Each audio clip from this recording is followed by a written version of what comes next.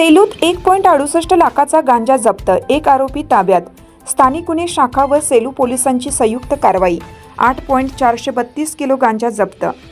परभणी जिल्ह्यात अंमली पदार्थाच्या अवैध व्यापाराविरोधात सुरू असलेल्या विशेष मोहिमेत पोलिसांना मोठे यश मिळाले आहे।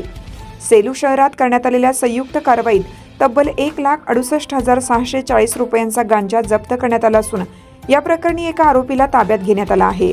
बुधवार 28 जानेवारी रोजी पोलीस अधीक्षक रवींद्रसिंह परदेशी यांच्या आदेशानुसार जिल्ह्यात अवैध धंदे, अंमली पदार्थ विक्री व तस्करी रोखण्यासाठी स्थानिक गुन्हे शाखा परभणी व सेलू पोलीस ठाण्याचे पथक गस्त घालत असताना गुप्त माहिती मिळाली।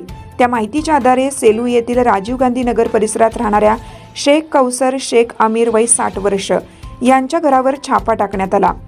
छाप्यादरम्यान आरोपीच्या घराची झडती घेतली असता घरातून एकूण 8 किलो 432 ग्रॅम गांजा आढळून आला। सदर गांजाची अंदाजे बाजारभावानुसार किंमत 1,68,640 रुपये इतकी असून तो मुद्देमाल पोलिसांनी जप्त केला आहे।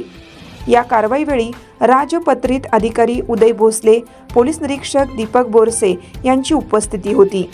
या प्रकरणी पोलीस उपनिरीक्षक चंदनसिंह परिहार यांच्या फिर्यादीवरून सेलू पोलीस ठाण्यात शेख कौसर शेख आमिर याच्या विरुद्ध NDPS कायद्याअंतर्गत गुन्हा दाखल करण्यात आला आहे। ही कारवाई पोलीस अधीक्षक रवींद्रसिंह परदेशी यांच्या आदेशान्वये तसेच स्थानिक गुन्हे शाखेचे पोलीस निरीक्षक विवेकानंद पाटील यांच्या मार्गदर्शनाखाली पार पडली। या कारवाईत पोलीस उपनिरीक्षक गणेश पवार, पोलीस अंमलदार विलास सातपुते, सिद्धेश्वर चाटे, नामदेव डुबे, राम पाऊळ, मधुकर ढवळे, उमेश चव्हाण, हणवते तसेच महिला पोलीस कर्मचारी सारंग यांनी सहभाग घेतला। दरम्यान जिल्ह्यात अंमली पदार्थाविरोधातील कारवाया यापुढेही अधिक तीव्र केल्या जाणार असल्याचा इशारा पोलीस प्रशासनाने दिला आहे।